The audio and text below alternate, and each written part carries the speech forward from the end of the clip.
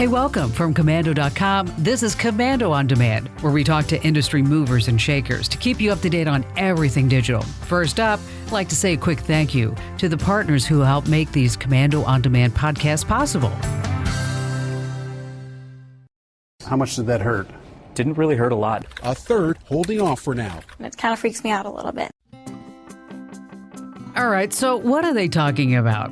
It sounds like something from this futuristic sci-fi Hollywood flick.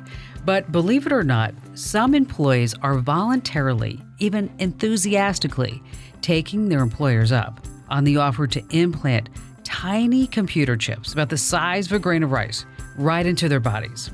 Yeah, it's true. Why would anyone want to do something so invasive with even potential health risks? Why would any employee want to go along with it? Well, most importantly, if your employer ever asked your permission to install a microchip directly in you, in your body, what would you say? Would you even have a choice if you wanted to keep your job? Well, some see this as the next logical step in efficiency and productivity and security. Others warn it's the next step down the road to that frightening 1984 Big Brother society so many people have warned us about for years. And think about the implications of these chips. Can they be used to track employees? Is this practice, as some people have said, surveillance by convenience? Is there potential sinister intent, and what about the results? I'm America's Digital Pro, Kim Commando, and we're going to take a deep dive into this disturbing new idea. And I've got the information you need to understand the technology and how to make a decision about how you would even respond if your employer came up to you and said, "Hey, how are you, Bob? How about we inject you with a little microchip this afternoon? You love your job, don't you?" Before we can start talking about microchips and technology, we have to talk a little bit about what's going on behind the scenes. And for that, we have to turn to RFID and how it's being used. So to talk RFID, Mark Roberti. He's the founder and editor of RFID Journal. This guy is a total expert on the tech who can give us an idea about what it is, how it really works, and how people are using it. So, Mark, welcome to Commando on Demand. Thanks, Kim. Appreciate you having me on. I'm so glad that you took some time out to speak with us because, as we all know, the technology RFID, it's not brand spanking new. We've been using it for a long time. And most of us actually use RFID every single day, but we don't think about what it is. So let's start at the very beginning, so we're all on the same page. Give us a quick definition of RFID. What does it stand for? What actually is it? Sure. So RFID stands for radio frequency identification, and that's sort of a broad term like computer, and it covers all kinds of systems for identifying and tracking objects remotely using radio waves. So most people are familiar with a battery-powered RFID system that's used in toll collections. So you get a little transponder with a battery in it, you pop that onto your windshield, and then you go through the toll. It sends a signal to a reader and has a unique serial number embedded in it, and that serial number is associated with your account, and you get billed automatically in your account for that trip. So there's also a passive version of RFID, which is a transponder without a battery. It gets energy from the reader. The reader sends out radio waves.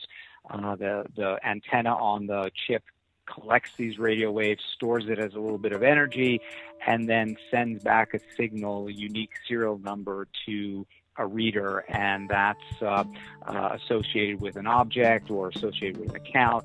So, for example, if you use Apple Pay or any other kinds of payment systems with your phone, that's an RFID system. If you use a mobile speed pass at the gas station, that's RFID. If you use a card to get into your building where you put the card next to the reader, the door opens, that's RFID. And of course, pretty much every car manufactured today has an RFID immobilizing system in the steering column. So if you're as old as me and you remember keys didn't used to have a plastic housing around the top of them. And the reason they have that plastic housing now is it holds an RFID transponder. When you put your key in, there's a reader in the steering column that says, hey, what's your serial number? Your key says, my serial number is 12345. And you say, okay, that's right. And it starts the car.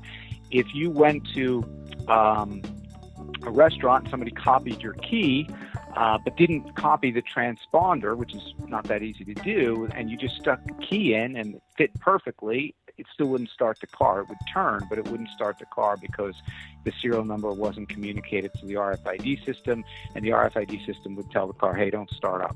Let's just say you're not new at this. In August of 2016, you wrote a really interesting op-ed for the Wall Street Journal. It was called How Tiny Wireless Tech Makes Workers More Productive. I mean, think about that. How tiny wireless tech is going to make workers more productive. I said it again because it sounds like a Hollywood movie. It sounds like a bad science fiction short story, or maybe a good one. And in this op-ed, you describe the efficiencies and the increase in productivity that RFID technology has actually brought to us. And the numbers that you cite, even just a few years ago, are stunning today. Here's just one example.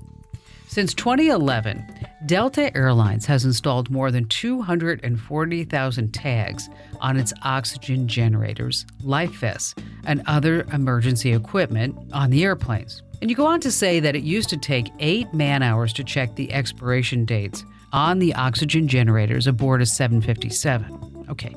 Now, that same job, instead of 8 man-hours, takes less than 2 minutes. Crazy. It actually is true, and I can tell you that I have been on a Delta Airlines plane and held a handheld. And essentially what you do is you walk down the aisle with this handheld. You don't even have to wave it around. Just walk down the aisle, and it reads the transponder on every single life vest and oxygen container in the system. And what they do is they basically have it pre-populated. So it expects to get these serial numbers because we know these oxygen containers are on the plane, and you read them, and it just kind of ticks them off. Yes, we got them. Happens very quickly. And one of the interesting things is that the airplane is metal, and radio waves bounce off of metal. So what happens is, the reason you don't have to wave the reader around is the reader emits these radio waves, and they bounce all over the plane, and they go to the tags, and then they come back to the reader. Then they bounce off, the side of the plane. But it's really pretty amazing when you do it. It's quite an experience. It sounds like magic. Okay, Mark, you're enthusiastic about all this technology, aren't you? That would be an understatement, actually. Okay, I want to share something with our listeners from you. You mentioned that you could use these chips to get into an office building. You could then leave your ID card at home, and you don't have to swipe anymore. If you happen to have one of these chips implanted right in your hand, well, you could just hold that up to the reader, and some companies are doing that today. There was another op-ed column in the Washington Times, August 2018, in which the author says, "When convenience comes downright creepy," she writes, referring to people praising the convenience, being able to log into computers and get into their offices using these chips. Those who take the implant think that the 2 seconds they save typing their password onto their computer screens are well worth the trade-off of losing privacy and compromising their personal data. That's pretty telling. Think about that. Instead of typing in your password anymore, you just swipe your hand. And people love that. How do you respond to that? Well, personally, I think implanting RFID chips in people is creepy as well. It's not something I advocate. It's not something I think has much practical value. I know that some people have done it. I know that there have been some talk of legislation to prevent companies from requiring it. I've never heard of a company requiring it, but some legislators, at least a few years ago, had talked about making it illegal to require people to do that, and that's something I would favor. It's not something that I think companies should do. On the other hand, I would say that there's not much loss of privacy. So the chip that you implant in a person has a read range of about 6 inches, maybe tops 1 foot. So there's really no chance that somebody is going to track you using something that can only be read from about 6 inches away, right? You could use binoculars and track someone. You could use their cell phone and track them from miles away. Why would you use a technology that can only track them from a few inches? As we look around all 50 states, 5 states outlaw requiring the chips. But it's hard to imagine that any employer would make it mandatory. Well, at least not today. So you're a proponent of RFID technology. You've written so eloquently about it and how it's helped to boost productivity, including describing how Macy's has used it to track inventory. And it's not just Macy's. The NFL is using it to track the path of footballs during games. But what's the most unusual way that companies, that people have used this RFID technology? And I'm sure it's not one size fits all, right?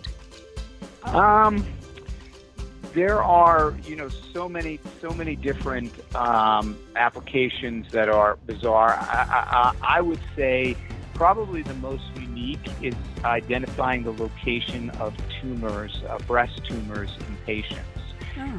So one of the challenges that folks have when they have a breast tumor is that you do a radiation treatment, but it's hard to pinpoint the exact location of the tumor in 3D within the body. And so what someone has figured out is that by injecting the tumor with a very, very tiny microchip about the size of a grain of rice, you can then very, very precisely identify the location of the tumor in 3 dimensions and very accurately target the radiation so that you hit the tumor and not the surrounding tissue.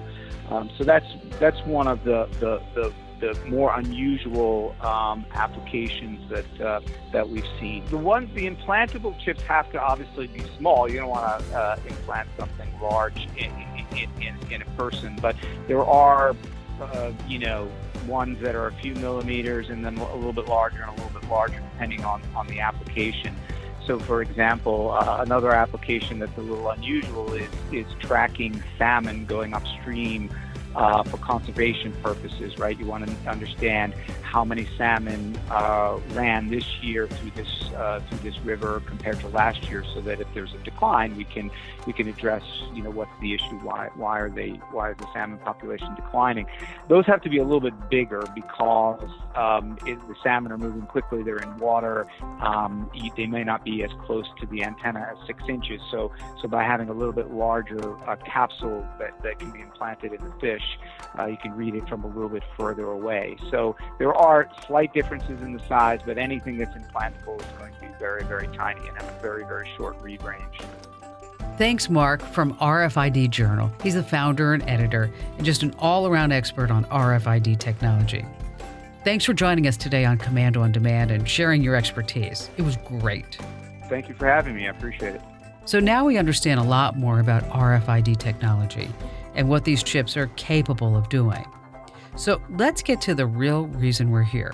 That is, to roll back the curtain on the controversial idea of employers injecting these tiny computer chips into their employees. Normally, it's going to be right in your hand somewhere, say on the top of your hand, above your thumb. And to get to the heart of the matter, we're going to speak with Patrick Mcmullan. He's the co-founder and president of 3 Square Market and 3 Square Chip companies. They caused this total media and internet firestorm back in August of 2017, when it became one of the first companies to implant these chips in willing employees on a large scale. So we're going to talk about how they came up with this idea. What was the most memorable reaction he got when he actually approached employees with this? But first, a quick thank you to one of our partners who helped make these Commando On Demand podcasts possible.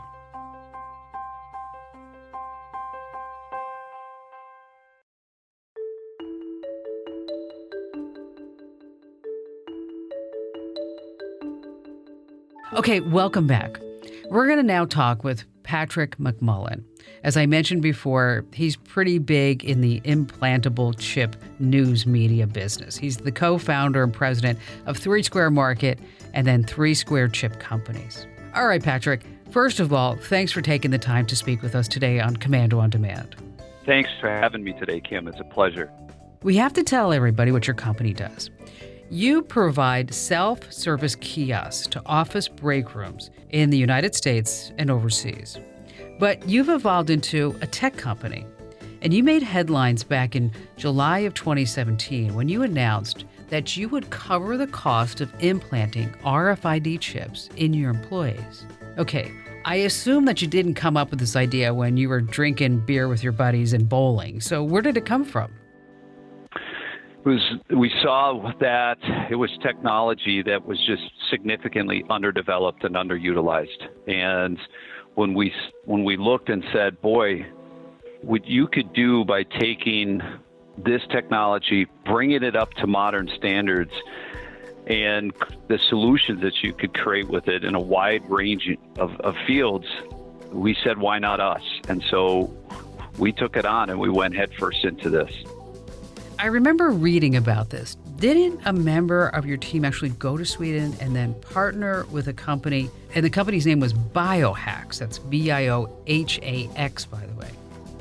Yes, we initially, it was more of a discussion and a get to know each other when we looked at it, because when we have self-checkout stores in Sweden, Biohax is in one of the buildings that we're in. They said, hey, Patrick, could we pay with RFID? I said, yes. Oh, by the way, that RFID chip is embedded in our hands. And I said, whoa. Just like many people, when they heard the story, they said, hey, that's kind of out there. And it was the eye-opener that when we started to not only look at paying with your hand, but what else could you do, that we really took off. But all of the developments and all the ideas and everything has been completely by us. There is, while I certainly admire what he's doing and his mission, ours is completely different, completely separate. All right, I have to ask you, Patrick, and be honest, do you personally have one of these chips? Yes, Kim, I got chipped live on the Today Show in front of millions of people. So either I was going to be famous for getting it done or famous for passing out. Thankfully, I didn't. Okay, so you haven't had a craving for lutefisk or anything after getting the Swedish-inspired chip implanted? I will have to tell you, the little candy Swedish fish are my favorite. Given I'm originally from Minnesota and the Norwegian Scandinavian heritage that's dominant up there, it could have been, but no, I don't think so. I'm much more into they have some great cuisine over there, and their idea of hospitality is amazing. Okay, so you get this idea from Sweden, and then you want to repurpose it, and you want to make it your own. So you think to yourself, hey, I've got this amazing idea we should try. All right, I have to tell you, as a small business owner, I can just imagine where I'm having one of these company get-togethers, a luncheon, and we're sitting there in the mezzanine, and we're talking to Chef John about what he's going to be serving, the chicken tacos, and I say, hey, you know what, before you eat, I have an idea to run by you all. What do you think? So how'd you say it to them?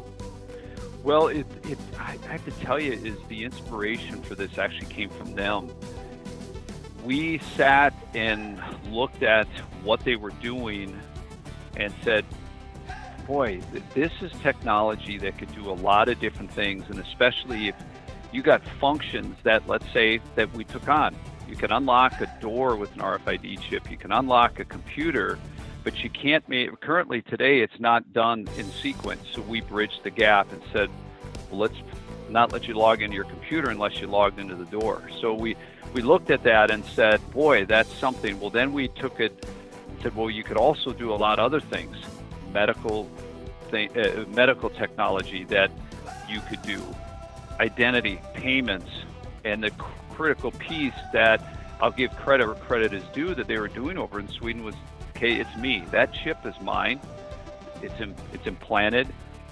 And we said, well, listen, if we want to understand the limits or the non-limits that this could go to, we need to be willing to do it ourselves. And that's what some of our developers, who at the end of the day, they're our innovators, said, gosh, we should do this. If we're gonna develop it, then we need to be willing to do it ourselves. And we all looked at each other and said, okay.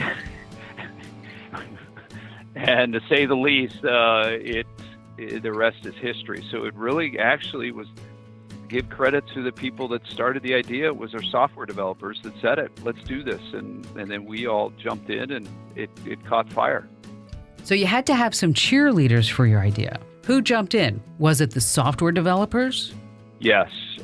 If you see any of the press coverage, some of the people that are most enthusiastic, not only in getting their chip, but talking since to various media forums, is our software development team and some of our employees. I mean, they're constantly asking me, what's next? Let's go. When are you going to get that done?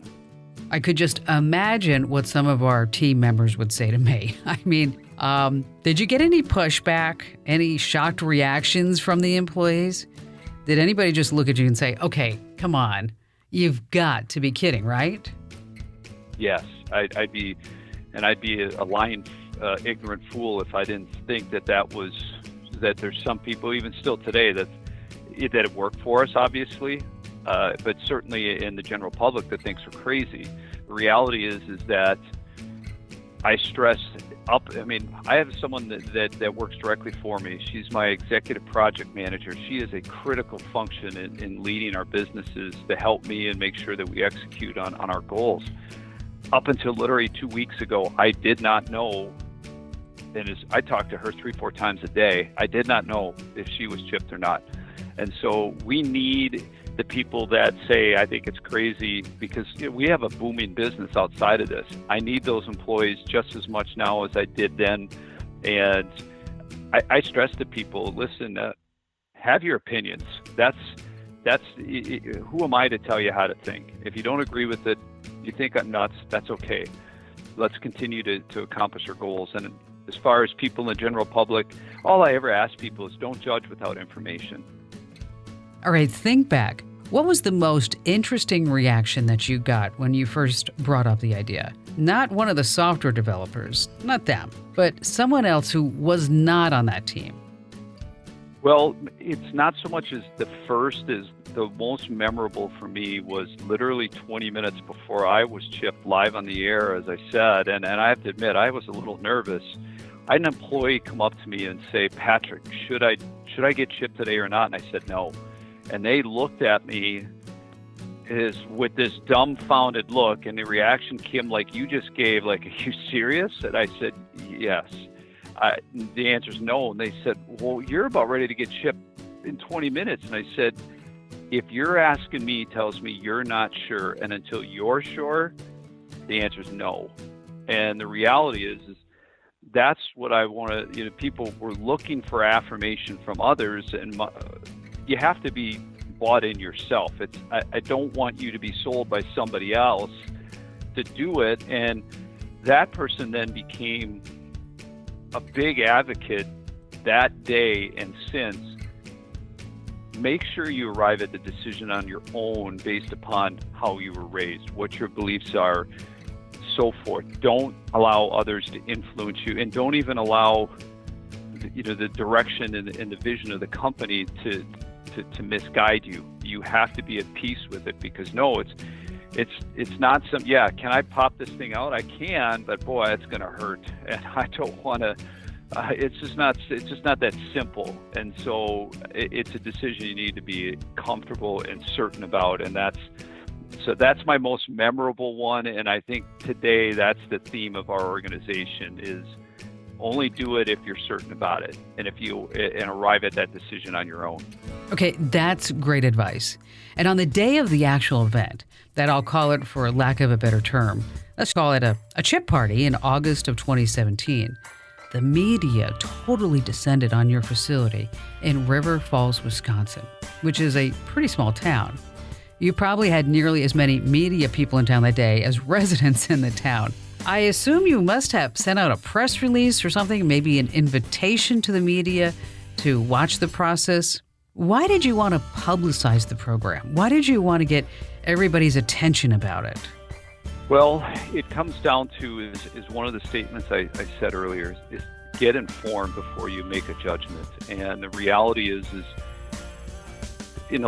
when you fail to provide information, people will assume a lot of things. And so given what we were doing is we did not want this to get out to where, let's say it was an employee that didn't feel that they had an avenue to not be chipped and called a local TV station, called an attorney, called somebody, and wrong information gets out. We were doing this.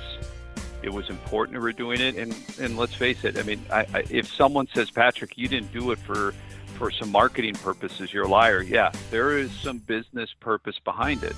The reality is we are looking at that this is the next generation of technology, and we were willing to take that risk.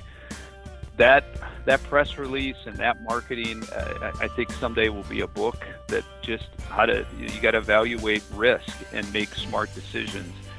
And when you spend $129 on a press release that generates 1.7 billion hits on your story on the web, that's a pretty good investment. And I think it's a lesson and something for people to learn from is, thinking about all the sides of everything you do involving risk, technology, taking your people, your staff that are critical to your business and accounting for all this in something that you do. And I'll tell you, but do you ever think that Kim, that I would ever be, let's say you and I talking to, let alone all the other places and people I've talked to?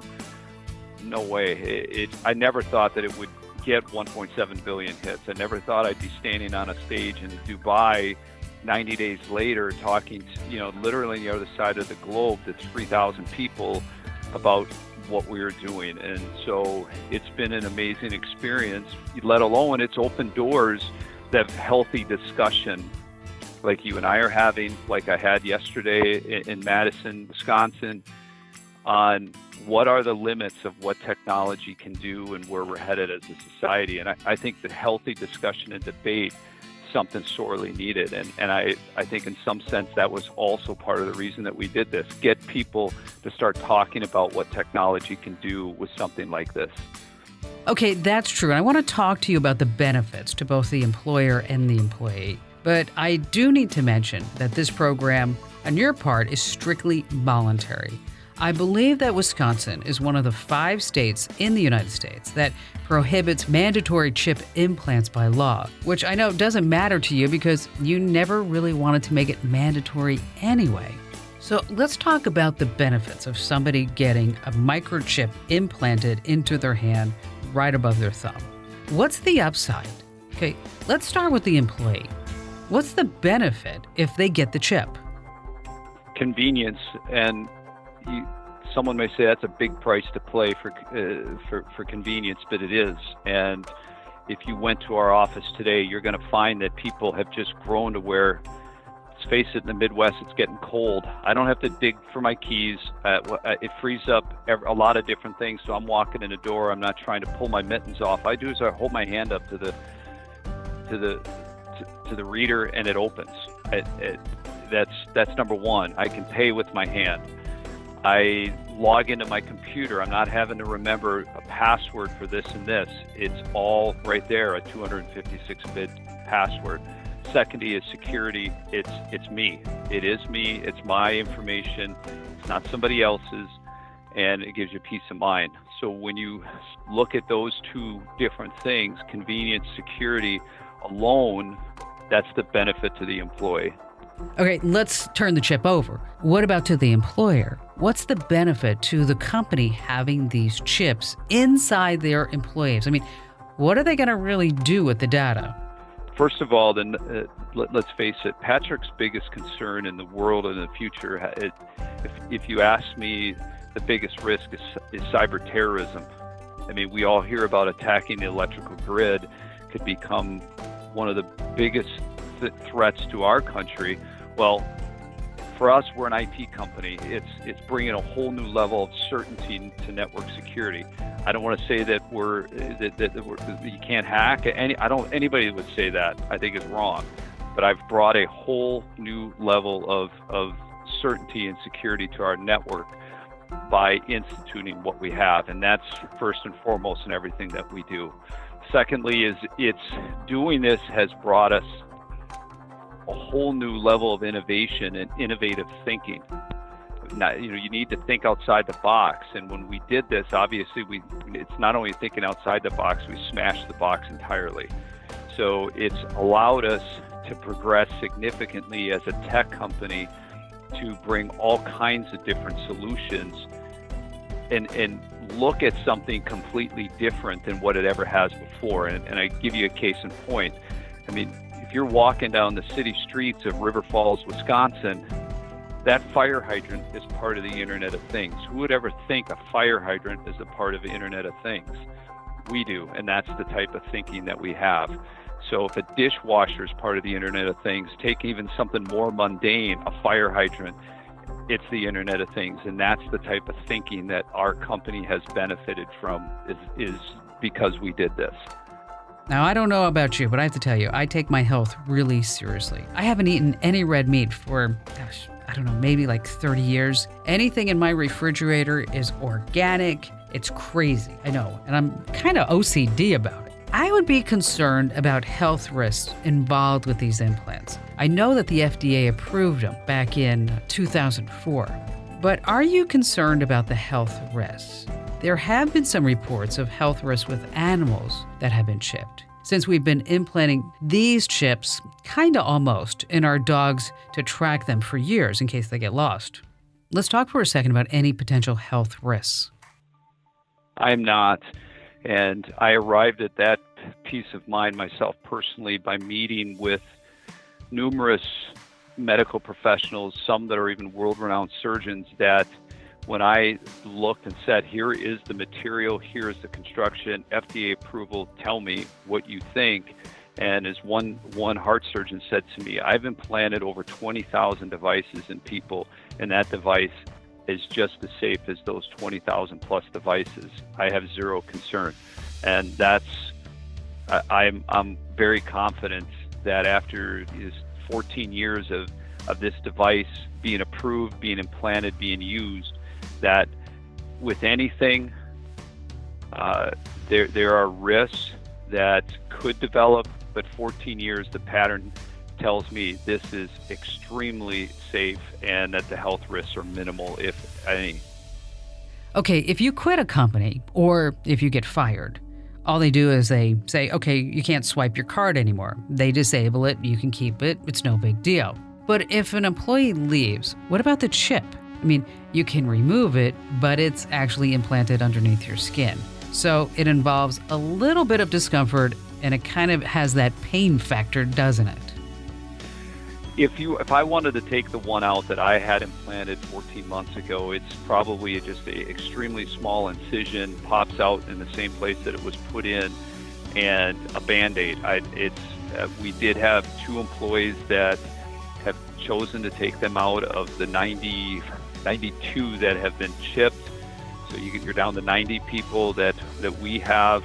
The 2 that did it said it was an extremely painless and quick and easy process, and it's left no permanent scar from where it was done. So if you just tried to pop it out, I mean, there's folks that right after they did it, they popped it out. That's one thing, but mine, forget it. I mean, it's scarred in. It's like anything else. It's scarred in. To get it out would take a small, very quick and minor procedure to get it out. All right, coming up, we're going to talk about the controversy that erupted when Patrick announced his chipping program. We're going to try to answer the question, are people who are up in arms with this program simply believing a lot of the conspiracy theories out there? Or do they have a genuine point where they mention health concerns? And what about all the privacy issues? But first, we have to take a quick second and thank one of our partners in this podcast. Now, this first topic proves that the future is here, but not everyone is going to like it. How many of you here would have a microchip implanted in your hand, for instance, if it allowed you to do things like pay for your groceries or log onto your computer just by waving your hand? Anyone? Very soon, you may have the chance. This is obviously sounds like something like it's a cool idea for some folks, but is it too invasive? Because there's actually a firm now that offers embedded microchips to its employees so that they can do things like log into computers, pay for snacks in the vending machines. Get through a This is happening. area. This is happening. And the volunteers, I guess there were 60 of them, who went ahead and had this chip implanted, and they're using it. Well, and the caveat, this is a Wisconsin company, corporation, and the caveat is that there's no GPS. So they're not tracking your... So they Says who? say. Wait. They say. So Right. if I can pay for a snack, That they know where I am. Like, I don't, My bigger concern is that this could be done ultimately against people's will at some point in time. Look, we live in a very fragile society right now. Yeah. And could I you don't see like the way that was being done. I mean, nothing against the guy doing it, but And it can migrate too. well, it can migrate, Yeah. and you know the infections in the hand upper extremities can be devastating. I don't know if I liked the scenario where how they were doing it, like get in line and boom, you get your chip. Right, and that's a big risk just to buy a snack from a vending machine or log into a computer, right? Okay, you're back. We know that these implanted chips can make life easier for employees. I mean, think about it. No more passwords to log into computers. No more forgotten key cards. No more swiping. No more pulling out your ID out of your wallet. But as you know, there is the potential dark side involving extreme invasions of privacy. We also have ethical issues. We just heard a little bit of that during a soundbite from the syndicated TV show, The Doctors. It actually aired back in September of 2017. So let's ask our guest, Patrick Mcmullan from 3 Square Market, the company that in August of 2017 offered willing employees the chance, the opportunity to have microchips directly implanted in their bodies, in their hands. We're going to talk about some of those concerns. So Patrick, let's just dive right into it. As I'm sure you're aware, many people raise privacy concerns about these implanted chips. The current chips in your employees don't have GPS capabilities. More about that in a second.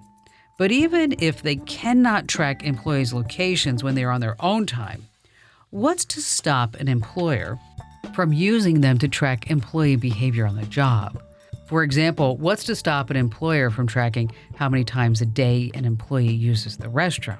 I have to tell you, that actually happened to me. One of my first jobs directly out of college was I worked for a pretty big company, a 3-letter company. All right. It wasn't AT&T, I worked for IBM. And I was on the job for about a week when my manager called me in and asked, Kim, do you have any health issues we need to know about? This was a long time ago when employers could actually ask that question. And I looked at her with my big blue eyes, fresh out of college, and said, why? What's up? And she said, well, you seem to be going to the restroom quite a bit. And I said, I'm sorry, I don't understand. She said, well, in an 8-hour day, you're going to the restroom sometimes 2 or 3 times a day. And that is considered excessive. I explained to my then manager that I drink a lot of water and I exercise a lot. And then it suddenly hit me. I had to swipe to get into the women's restroom. And that, ladies and gentlemen, was in the 1980s. So now you have a chip inside your body. What if your employer could take the data from the vending machine and use it to maybe change your insurance premium? Hey, you know, that Red Bull and Doritos, not good for you. You buy a lot of high-fat, sugary snacks, don't you? We're going to have to raise your health insurance premium. Just wanted to let you know, there are always apples and bananas. Great question, and it's a very good observation. And the reality is that information today is already, I could do that today if I wanted to with people's buying patterns. And part of what got us to look and say, let's do this is 34 billion avenues exist just today alone, just today, for your information to travel up and down every single second of every single day. And the reality is that's done because you have a mobile phone. The days of privacy sailed as soon as smartphones hit the world. Cell phones in general hit the world. Your privacy left. That ship is long gone. The train's left the station. So using a chip, actually what I can do is, in our vision and its true reality, is to pull your information off that superhighway. I want to control what information I release, what I don't. The chips of today, there is no GPS. You can't track me. It's not powered. It's not feasible. So there's no way to know how many times I'm in the bathroom. There's no many times where I'm even in the building. The payment system that we use in making payments, it's reading, it uses that process tokenization, and at the end of the day, it's not differentiating between is that a chip or is that an RFID off their plastic card that's in their wallet. It doesn't differentiate the two. So could it in the future? Yeah, but I have to stress to people, get informed. That 34 billion avenue superhighway, literally today, you open something on your mobile phone and within 2 seconds you open in Facebook. Where you were on your phone shows up literally one scroll down. The world knows where you are. They know who you are. They know what you're buying. They know what you're doing. The chip actually is going to give you the opportunity to take that back. And I think as we talk in our conversation, I'm going to give some very specific examples as how that's going to happen and how it already is happening. All right, so you at 3 Square, you're working on a new chip, one with GPS capability. Will that new chip development affect any of the employees who are currently chipped? And do you have any plans, and be honest, to use it to track employees in the future? There's no interest in tracking GPS-wise our employees. Never has been, never will. What this GPS-enabled chip that we are developing and will have in beta testing next summer is really aimed at the medical community and Alzheimer's dementia patients. When we received all that firestorm you described in August of last year, ones that appeal to myself personally are things that really it hit the medical world. I personally am on a mission to change a lot of things in healthcare, just based upon things that my family has gone through. So if I can do things that can make someone's life better through responsible innovation, I'm going to do that. So Alzheimer's and dementia patients, and I challenge also any of the listeners to think about this, Kim, is not just think about our society, but think of other cultures. In the U.S., senior centers are very prominent, but you go to Central, South America, the Caribbean, they don't exist. They don't believe in senior centers at all. They have multi-generational families, and as was told to me, and it's hard for me to even say this, it's still today, I struggle to say, but I've had doctors call me from Central South America and across the globe say that emergency rooms are like dog pounds. People with Alzheimer's and dementia are brought in. They don't know who they are. They have no way to be identified, and they sit and they're cared for until someone finds them. And what is not an issue here in the U.S. because of that we do have. My parents live in senior housing. They don't have in other cultures. And so when you think about what we're doing and what we're talking about, it's not just limited to the 50 states that we live in. It's talking about a global solution. And so that's where when I talk about why GPS and where we want to go with that is to bring solutions that can impact the world. And so hashtag change the world is something I've had for the last 14 months. Okay, that's a great hashtag. Patrick Mcmullan of 3 Square Market and 3 Square Chip Companies. It's been so amazing to speak with you. I guess that we can say that you have a hand in changing the future. All right, sorry about that. Thanks so much for joining us here on Commando on Demand, Patrick. You're awesome. Thanks for having me, Kim, today. It was a pleasure. Meanwhile, in Sweden, There are so many companies that are implanting their employees with microchips, as I mentioned, right above their thumbs. And the whole idea, in Sweden, it's going to replace their ID, their keys, their train tickets, their credit cards. And the implanted microchips use near-field communication technology. It's the same technology as contactless credit cards. You just wave your hand with the chip implanted, and you can open doors, you can operate computers, buy coffee. And like here in the United States, people in Sweden are having chip parties where many employers are paying for the cost of the implant. It's about $200 a person, by the way. And there have been hiccups. Remember, this is technology. Sometimes a train passenger's LinkedIn profile shows up when they swipe their hand and not a ticket confirmation. Whoopsies. And if you ever quit a job, the chip stays in your body, so you're going to have to pay to have it removed. What about privacy? There is none. What about ethical issues, moral issues? There are just a ton. For me, I'm going to say no thank you to this technology. I'm Kim Commando, and if you enjoyed what you heard today, like it, share it, give us a great review, download it, tweet it. You get the idea. You want to share it because, after all, knowledge is power. Special thank you to our guests, Mark Rabati of RFID Journal and Patrick Mcmullan of 3 Square Market and 3 Square Chip Companies.